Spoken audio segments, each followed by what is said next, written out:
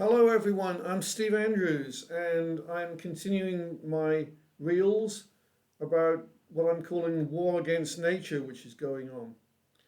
And today I've got my Save the Frogs t-shirt on because the frogs need saving too. Everybody knows about saving the bees and saving the seas and saving the trees, but the amphibians of the world are in real danger. And I'm a member of Save the Frogs, which is an international charitable organization run by Dr. Kerry Krieger. And it has branches all over the world where people are doing what they can to save the frogs and save the toads and save the newts and save the salamanders, because all of the amphibians are having a lot of trouble in surviving in the world today. And one of the main reasons is lack of freshwater habitats where they can actually go and breed, which is what they do. It's why they're amphibians. They go on the land and in the water. Some actually stay in the water all the time, so that they are in even more need of water. And I remember, like, as a boy, because I became a naturalist when I was a little boy. And I loved to go out and find all the different creatures and plants and things. And when I was very little, my mum used to take me to a park called Thompson's Park in Cardiff. And there was a pond there which was wonderful because it had newts in it, it had tadpoles in it, it had dragonflies. And we used to go there. And one day we went there and the pond was gone. And I was horrified. I was saying, like, Mum, where's the pond? What's going to happen to the newts and the frogs? This is so terrible. And the reason the pond had gone is because they'd filled it all in and they planted a flower bed there. And I was so sad because of that. And I thought, well, they've just destroyed the home for the newts and the tadpoles and the frogs and the dragonflies. And flowers are nice, but we've got plenty of flower beds. What about the frogs? What about the newts? Anyway, I didn't realize then, but that was a wildlife habitat. Only a small wildlife habitat, but a habitat all the same. It was a place that creatures could live. And now that I'm a lot older, I've come to understand that wildlife habitat destruction is one of the main problems that species of flora and fauna, animals and plants all over the world are being threatened by the destruction of their habitats. Anyway, that was the first pond that I saw destroyed, but there were more. It was just a year or so after all that, there were some ponds on a riverbank that I used to go to. And these ponds were wonderful. The one had frogs, toads, newts, stickleback fish, dragonflies. And another one, it had two species of newts and all kinds of water plants and water and insects that live in the water. And these are places that I used to go. And both of them went. They were bulldozed flat for the construction of some kind of pathway along the riverbank. And that never happened. So it was a complete waste of time, waste of work. And the habitats for these creatures were destroyed. And again, I was horrified, and that was habitat destruction. And then as I got older again and older again, I've been watching this happen throughout my life. I've been watching wildlife habitats destroyed and ponds drained and just destroyed. Sometimes the ponds are destroyed because, in fact, the pond in the park that I was talking about, it was said that it was a danger to small children, and so you should get rid of the pond, put some flowers there. And there's always a reason given why the ponds are destroyed. But it's not just the ponds.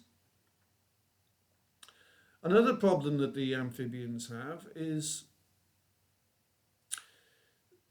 lakes. A lot of them will breed in a lake, okay? But today, this is just disgusting that A lot of the lakes in the UK are polluted badly.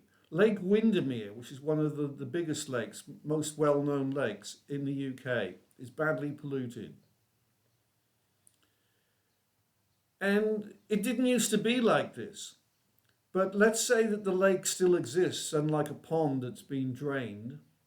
The lake's still there, but if the water is contaminated with sewage and other pollutants, then it's no good to the amphibians either.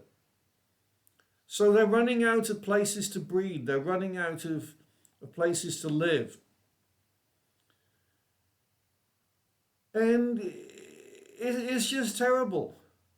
And it's part of what I call the war against nature, because the places that were once there are no longer there.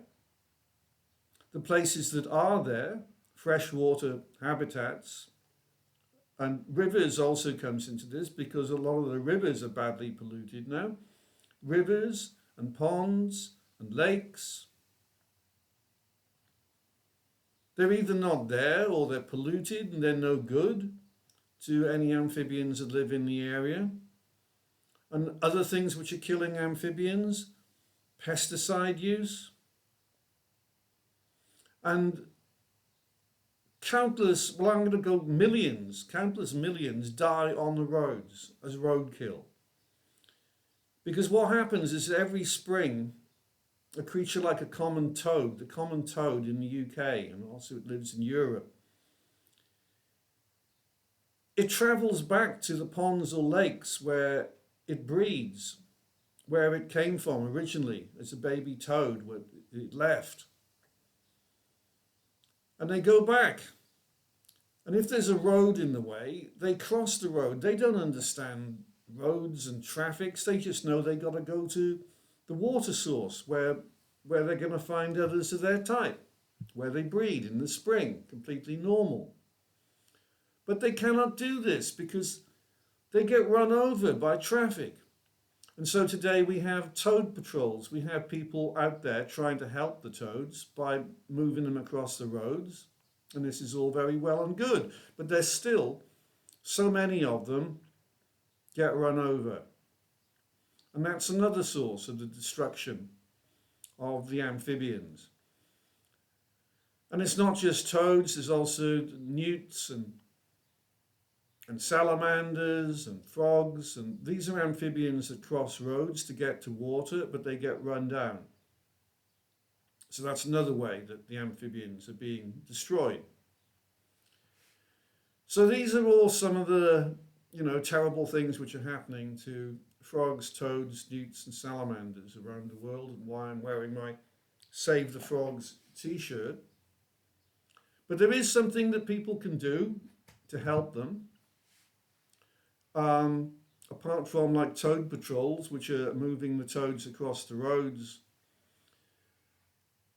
people can have ponds in their garden. And this is a wonderful way for helping the amphibians. Because if you have a pond in your garden, any amphibians which live in your neighborhood can find that pond and can go there, and they can breed there. And so you are providing like a mini wildlife habitat for local amphibians. And they will come back, and some will stay there. So this is a really great way that you can help amphibians if you've got a garden. And there is one thing that I should point out, though, that many people have garden ponds, which are wonderful things to have, but they have goldfish in them. Now, goldfish are great. I like goldfish myself. I'm nothing against goldfish, I'm not saying that, but goldfish will eat tadpoles and goldfish will eat baby newts. So the best way, if you want to help amphibians, and also you're helping other creatures as well. You're helping dragonflies and damselflies and water beetles and many other creatures which depend on fresh water. If you have a wildlife pond and you don't have any fish in it, it's not just goldfish, but it's other fish. So if you have a pond and it's just there for the wildlife, The wildlife will find it. If there's any frogs around or newts around, they're looking for somewhere to go. If they haven't got any ponds in that neighborhood, they will seek them out. And other creatures like dragonflies, I just mentioned, dragonflies will find a pond. And water beetles will find a pond because they fly about. So that's how they discover fresh water. So if you've got a garden, please consider having a pond in it for wildlife, and support Save the Frogs, which you can find online very easily, and on the website there's all kinds of information about amphibians. So thank you for watching, and I'm Steve Andrews. And please do what you can to help save the frogs and the other amphibians.